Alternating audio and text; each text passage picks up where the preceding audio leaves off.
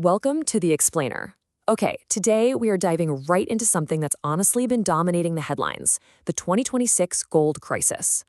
On May 10th, we saw this totally unprecedented request send absolute shockwaves through India, an official, urgent appeal to halt all gold purchases for 1 full year.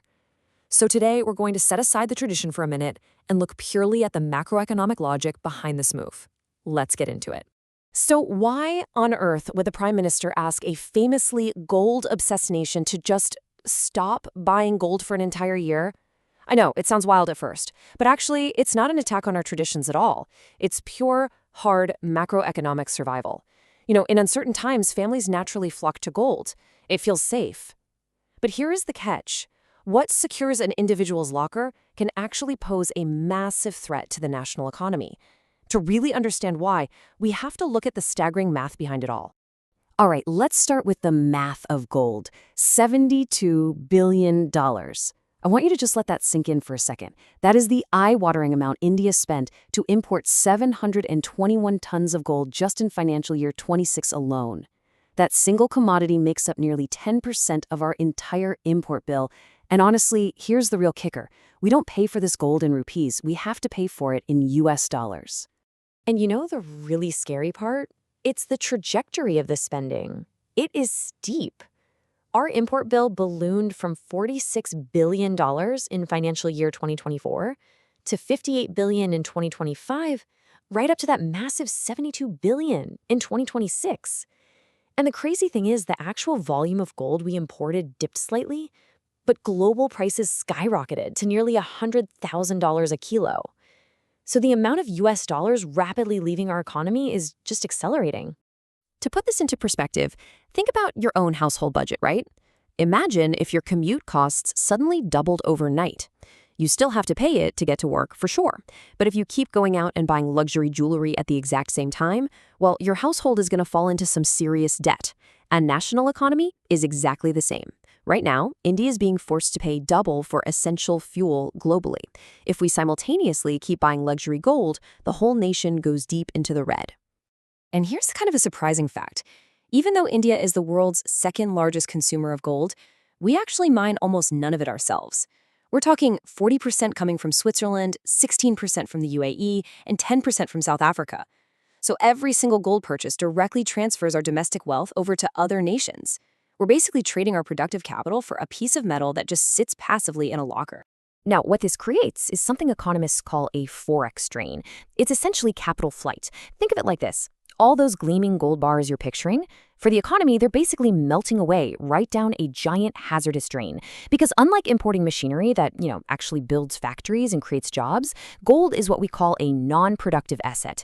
And importing billions in non-productive assets violently weakens our domestic currency. And the absolute biggest casualty of this Forex drain? The Indian rupee. See, as our demand for US dollars spikes so we can pay for all that imported gold, the value of the rupee just plummets. In fact, it recently slipped dangerously close to record lows. We're talking 94.9 against the dollar. And a weakening currency isn't just a number on a screen. It's an immediate, blaring alarm of economic stress for 1.4 billion people. Now, you might be wondering, well, why does a falling rupee even matter to me if I'm not the one out there buying gold?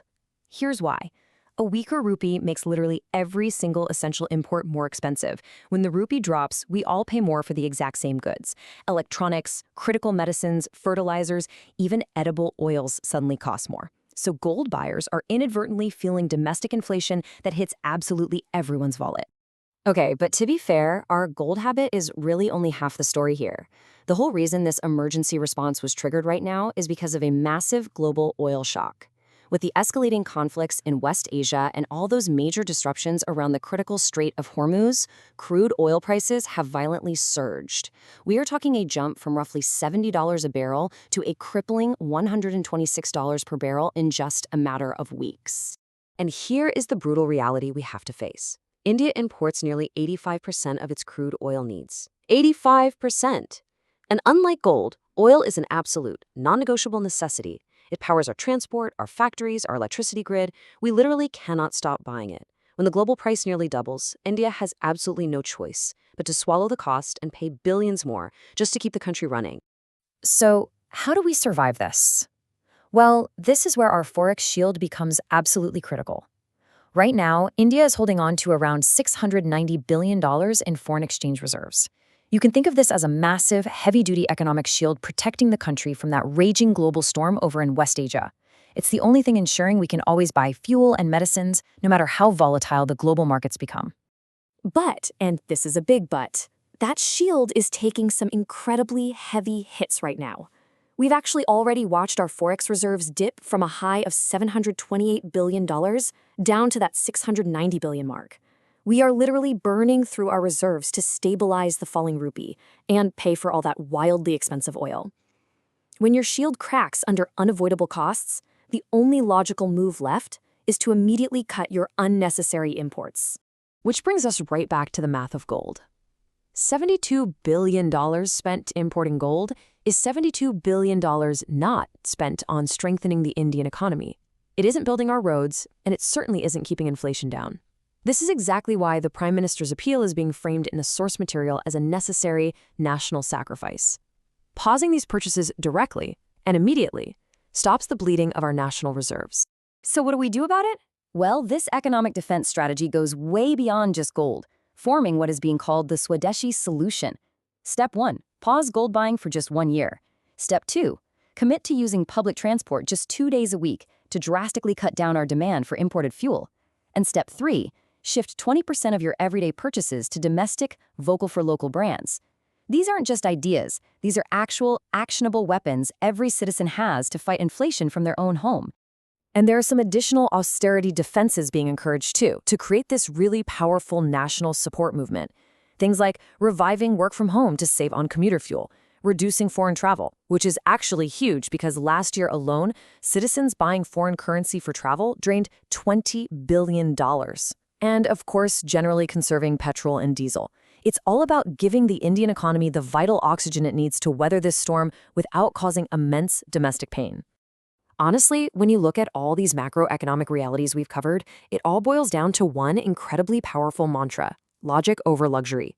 For the next 12 months, this is the ultimate defense mechanism being proposed for the country.